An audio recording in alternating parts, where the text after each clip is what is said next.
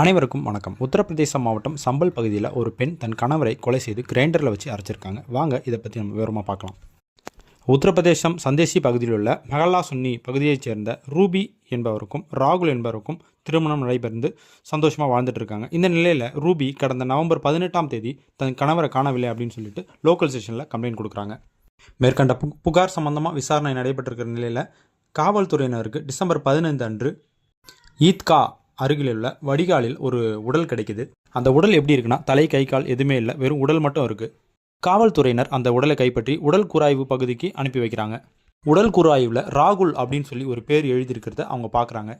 இது தொடர்பாக காவல்துறையினர் ராகுல் அப்படின்னு சொல்லி மிஸ்ஸிங் கேஸ் எதா இருக்கா அப்படின்னு சொல்லி லோக்கல் ஸ்டேஷனில் பார்க்க சொல்கிறாங்க. லோக்கல் ஸ்டேஷனில் ராகுல் அப்படின்னு ஒரு மிஸ்ஸிங் கேஸ் கிடைக்குது. ராகுலை பற்றி விசாரணை செய்கிறாங்க. விசாரணையில் நவம்பர் 18 முதல் ராகுலின் செல் சுவிட்ச் ஆஃபில் இருக்கிறது கண்டறிகிறாங்க. ரூபியும் அன்னைக்கு தான் கம்ப்ளைண்ட் கொடுக்கறத தெரிய வருது. இதனால ரூபி மேலே காவல்துறையினருக்கு சந்தேகம் ஏற்படுது. ரூபியை காவல்துறையினர் கைது செய்து விசாரணை மேற்கொள்ளும்போது விசாரணையில் ரூபி கௌரவ் என்ற நபருடன் தகாத உறவில் இருந்தது தெரிய வருது.